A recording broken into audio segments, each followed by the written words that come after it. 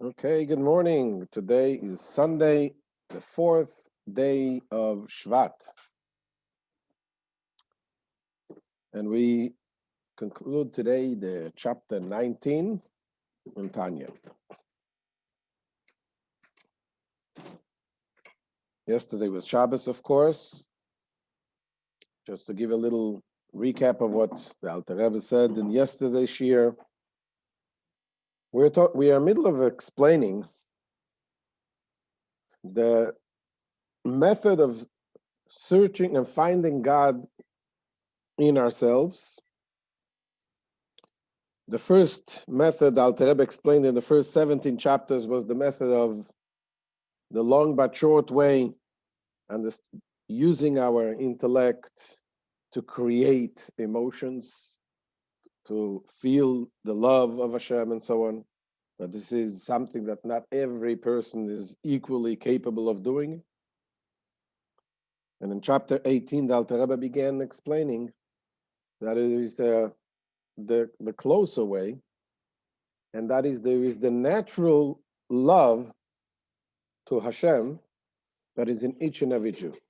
There is a natural love. And he asked a few questions. We need to understand, what is this natural love? We asked, what is the source of it? And he asked, what is the, how do we have it as an inheritance? How can love, because I explained that this is a love that comes as inheritance from Abraham, Yitzchak, Yaakov. Every single Jew has this as an inheritance. How does a love become an inheritance? And he asked, what is the definition of this love? What does it do? What does it want? What is the result that's coming out? And finally, he asked the question, how is the fear of God also included in this love? Why do we need to say that fear is included in this love? And that is because to serve God, you need both ahava and yira. You need to have love to Hashem, and you need to have fear of Hashem. And it says, being that he says that this hidden love is what enables a Jew, every Jew, no matter what level, to get to the point to serve Hashem properly with all the Torah mitzvahs. And since in order to serve Hashem properly, you need both love and fear, so we must say that in this love, in this natural love, it is included also fear of Hashem. And that he explained in the previous chapters, the other questions, question 1, 2, 3, he explained already. He explained what is the root of this love. This is the chachma, the wisdom of the person. And when we're talking about the wisdom, we're talking about the pre-intellect of the person, where Hashem, God, dwells in every single Jew. And this is something we have as an inheritance from our ancestors, from Abraham, Yitzchak, and Yaakov, because they were so devoted to God, selflessly. They became totally devoted, like a wagon, like a chariot to Hashem, as if they don't have their own will at all. And that is how, because of that, they had the merit to give this neshama, that Hashem dwells in every single Jew. And where is it? In the moyach, in the brain. That's where the place where Hashem dwells in every single Jew. And we explained, what does it want? So the source is in the chachma. It comes as an inheritance. And what does it want, this love? It wants one thing. It wants to be disconnected from the prison, which is the body, and to be connected with Hashem. Just like a flame, the fire goes up, and this is because the fire wants to be connected to its source, even though it's going to lose its existence the way it exists here as a flame, as a fire. Still the fire wants to go up and separate itself from the wick, so it becomes included in its source. The same thing is the neshama of a Jew. The neshama wants to go out. The neshama wants to be with Hashem. And this is in every single yid, no matter what level. However, how come we don't see all our Jewish friends, men, women, that are tzaddikim, holy people? And that is because this neshama is in exile, is concealed, it is blocked. And yesterday, the Alter Rebbe explained that this is the difference between the kedusha, the holy side, and the non-holy side.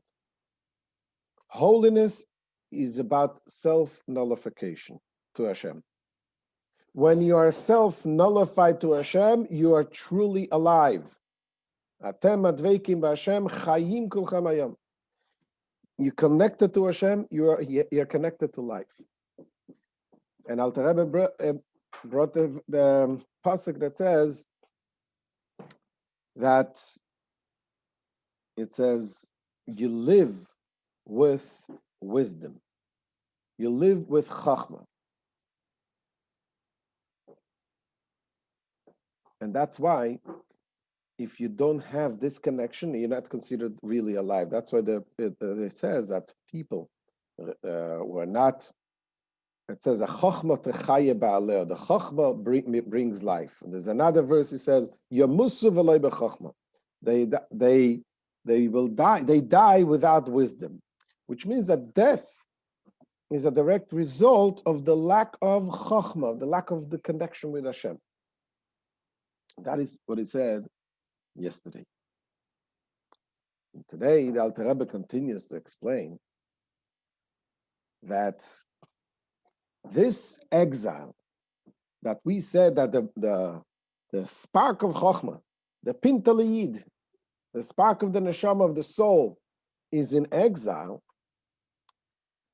The exile can only affect the expression of the Chokhmah, the expression of the soul, meaning the way the soul expresses itself in the body through thinking, through doing, through speaking. All those things can be in exile, but the very essence of the spark, the very essence of this neshama, can never be in exile. It is there. Is always there, and as soon as that spark is being waken up, it is only dormant.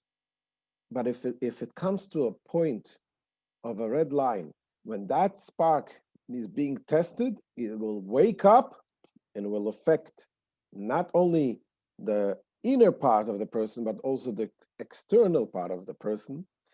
And this will answer the fourth question, as we shall see shortly. So let's look inside.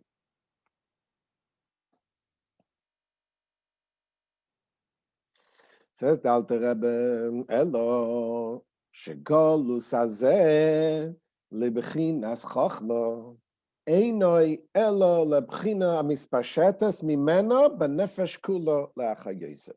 So this exile of the faculty of chochma, which is the spark, the part where the neshama lies, affects only that aspect of it which is diffused throughout the nefesh, meaning throughout the soul and throughout the body, and animates it with divine vitality. Aval shoyresh ve'iker shel brechinas chochma shebenefesh elekis u'bamoichin. Yet the root and core of the chochma in the divine soul is in the brain. Ve'eino mislabeshes bilavush sak diklipo, and does not clothe itself in the sackcloth of the kalipa. Kalipa is the shell thing, the evil side, the body, the things that, the physical temptations, those things that cover, conceal the body, the neshama. In the left part of the heart, in the true state of exile.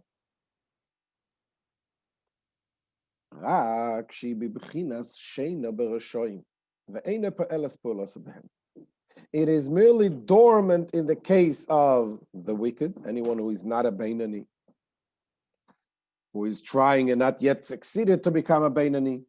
So it is there. That Chachma is dormant there. Not exercising its influence within them, meaning not creating within the Jew the spirit of self-nullification before God.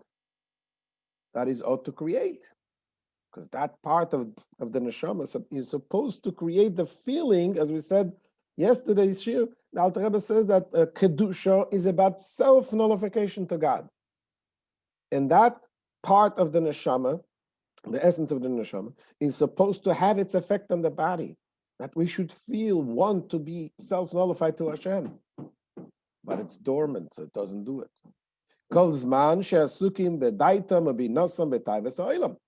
long as their knowledge and their understanding are preoccupied with mundane pleasures. So when the body is occupied with mundane physical pleasures, the more the physical pleasures you're involved, the more covers the soul becomes covered and concealed and in exile. However, when they, meaning the people who are not yet a Beinanim, when they come to a test, when they are confronted with a test of faith, which transcends knowledge, v'nogo ad hanefesh, and it's touching the very soul, the b'chinas chachma sheba, the faculty of chachma within it, the source of faith. Then it arises from its sleep. The chachma reveals itself.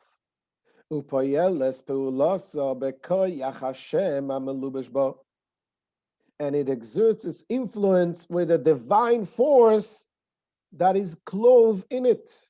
It is a nuclear force, much more than nuclear. It is a godly force that is in each and every one of us, and that can be waken up when a push comes to shove. When a person is tested, it wakes up. As it is written in the Psalms, it says, and the Lord awakens as one out of sleep. How can you say, but Hashem is sleeping? Hashem is not sleeping. God is not sleeping. It means the God within us, the godly neshama within us is like in a state, it is dormant, like in a state of sleep. But when that spark is being waken up, meaning when a person is being challenged through a test to be root him out, separate the person from God, God forbid, that wakes up that spark. And then, Lamed ben Isayin be'emunas Hashem bli shum tam vadas ve'seichel musaglei. And the relation of the Chachma leads even the sinner to withstand the test of faith in God without any reasoning or knowledge that he can comprehend, which would motivate him to sacrifice his life. Not that he is making a rational decision. Okay, now I need to sacrifice my life. It's without any questions. He just can't separate himself from God. To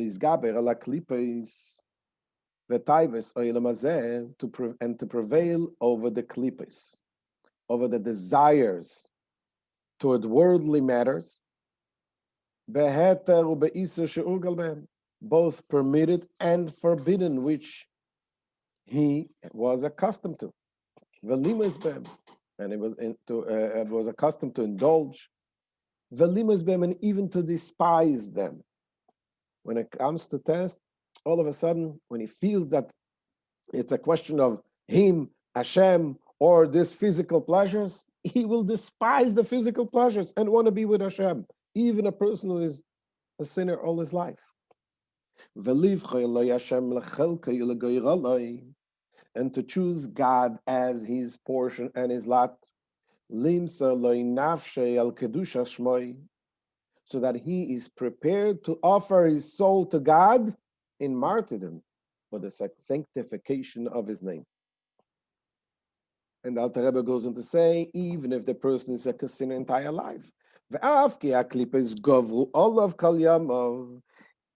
the klippos prevailed over him all his life, and he was incapable of overpowering the klippos, the challenges, all his life. As our sages of blessed memory said, they said the wicked are under the control of the heart. They have no control over what they do. They are trapped in the desires of the body. Nevertheless, even a person in that level, when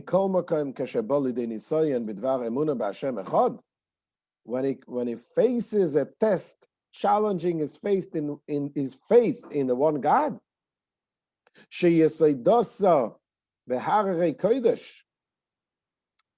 and this faith in God is the foundation is in the level of the divine soul called the heights of the holiness, which is, as I said before, this is the wisdom, the kodesh, the source of holiness is called the wisdom, which is in the chokhmah, which is in the godly soul. In it, the Oirein Sof, the light endless, the light of the Ein Sof of Hashem is vested in this, clothed in this neshama. So when this comes, then all of the klipos are nullified and vanished, as though they have never been in presence of Hashem. As it says in the verse, as it is written, we say it every morning by davening. All the nations, there is nothing before him. And there's another verse that says,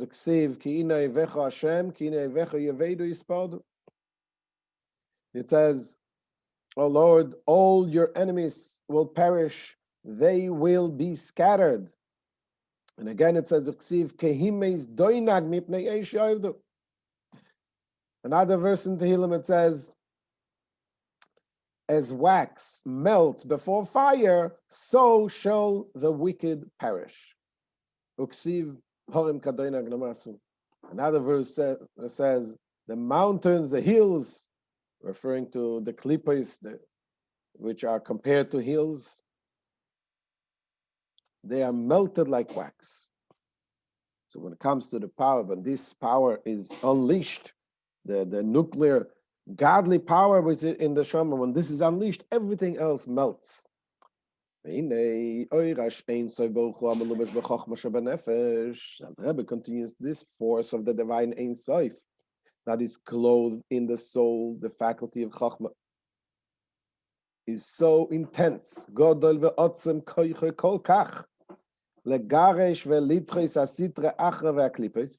It is so powerful, it can banish and repel the sitra achra, the other side, the klippos, the shells.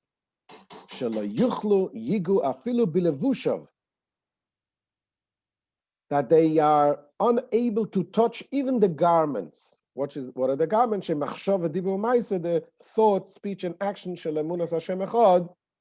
which expresses the one faith in the unity of God.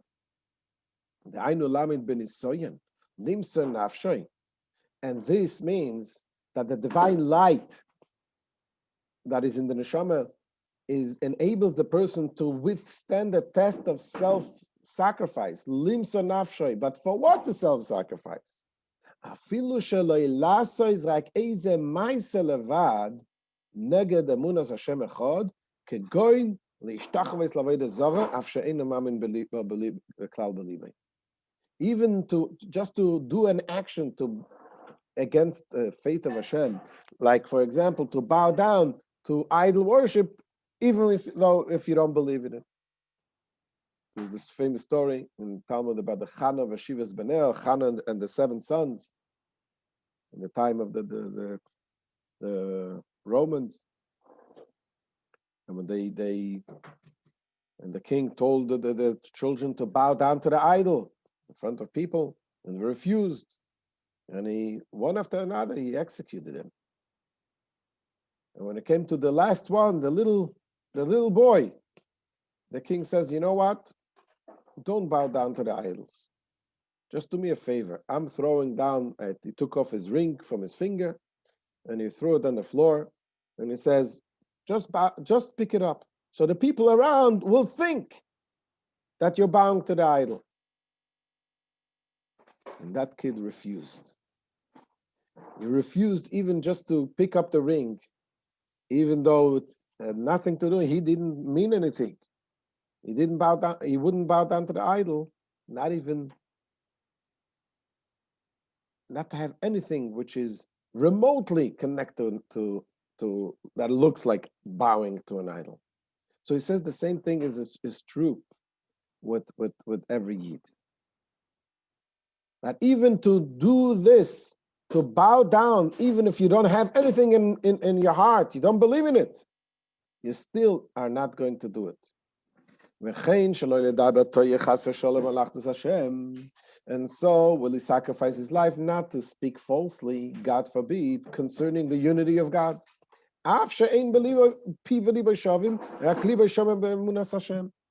Even though when the words do not reflect his true feelings, for his heart is perfect in its belief in God.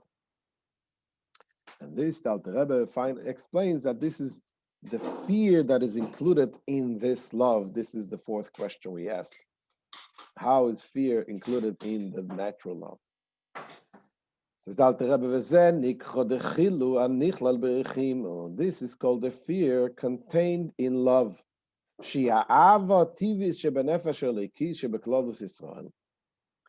is found in the natural love found in the divine soul of all Jews.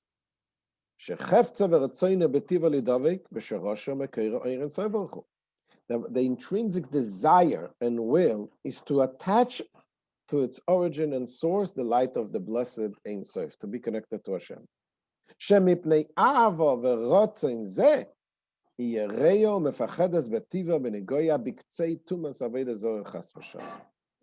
Because for the virtue of this love and this desire, the neshama, the person, the Jew, is afraid, has a fear and dread from touching, God forbid, even the fringe of impurity of idolatry. In other words, but even looking like is bowing down. Shehi negas emunas Hashem echad, which is denies the faith of God's unity.